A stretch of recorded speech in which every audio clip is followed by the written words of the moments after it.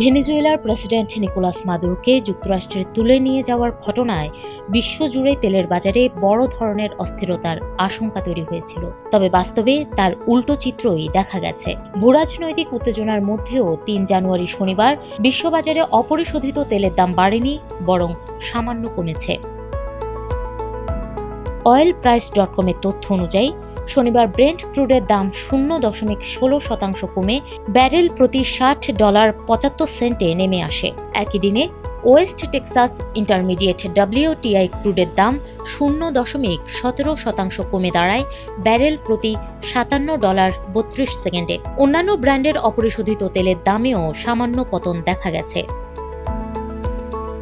বিশ্লেষকদের মতে একসময় ভূরাজনৈতিক উত্তেজনা মানেই ছিল তেলের বাজারে বড় থাকা, কিন্তু সাম্প্রতিক বছরগুলোতে সেই বাস্তবতা অনেকটাই বদলে গেছে। আধুনিক প্রযুক্তির কারণে সরবরাহ ও চাহিদা সংক্রান্ত তথ্য এখন বিনিয়োগকারীদের হাতে প্রায় তাৎক্ষণিকভাবেই পৌঁছে যায়।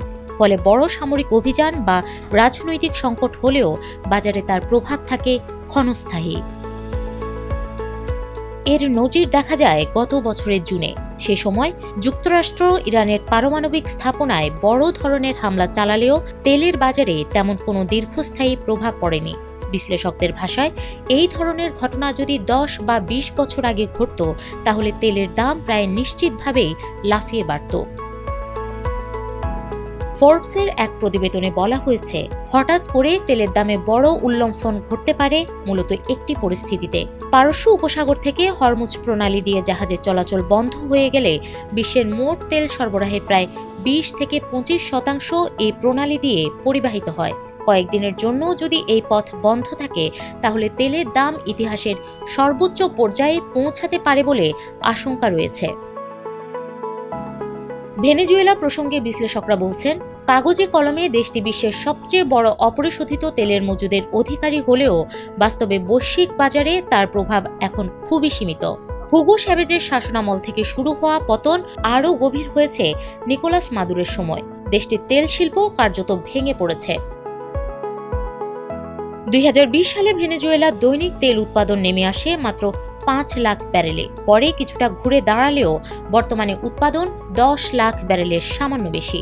এর বড় অংশই অভ্যন্তরীণ চাহিদা মেটাতে ব্যবহৃত হয়। ফলে বৈশ্বিক বাজারে ভেনেজুয়েলার রপ্তানি মোট সরবরাহের 1%-ও কম।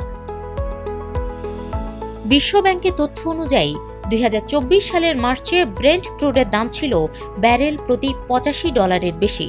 গত অক্টোবরে তা নেমে আসে $64 কাছাকাছি। বর্তমানে দাম আরও কমে প্রায় $60 দাঁড়িয়েছে।